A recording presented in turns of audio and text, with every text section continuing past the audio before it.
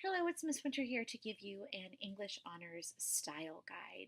Today we're focusing on some sentence level considerations, some issues that you want to be attentive to when you're writing and creating individual sentences.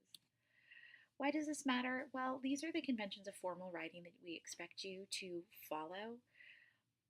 Abiding by these rules, chances are, will factor into your grades in your regular English classes and maybe your other classes.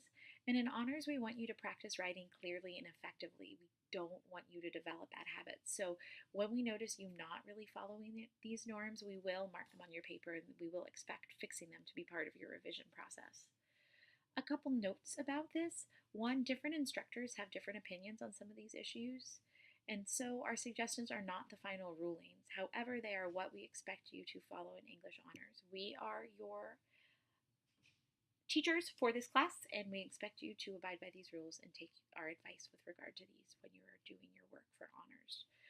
These rules apply to the material that you are writing in your own voice as you analyze. They do not apply to quoted material. One, we expect you to use formal language, which means no contractions. It also means no slang. So some of the rules or lack thereof that you may follow when you are texting or communicating online or informally with friends are not what we expect to see in English Honors. And we also expect you to avoid personal pronouns like I, you, me, we, us, and myself. Often students will use you when they really mean the reader, so consider that to be an effective substitute.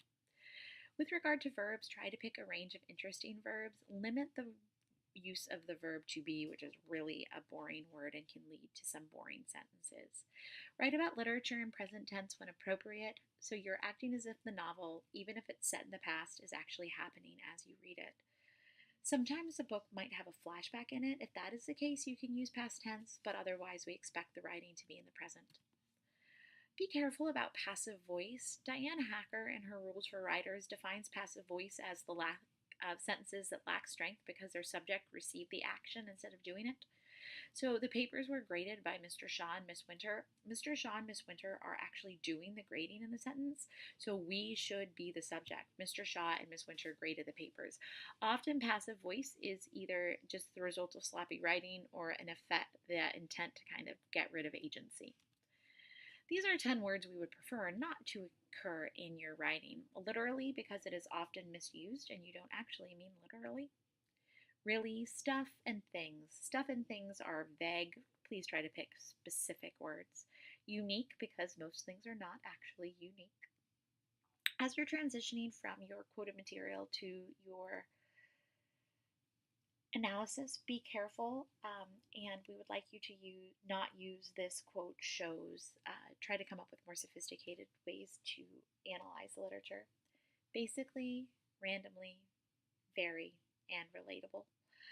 Relatable is a word that feels very, very subjective. What does it mean to actually be relatable?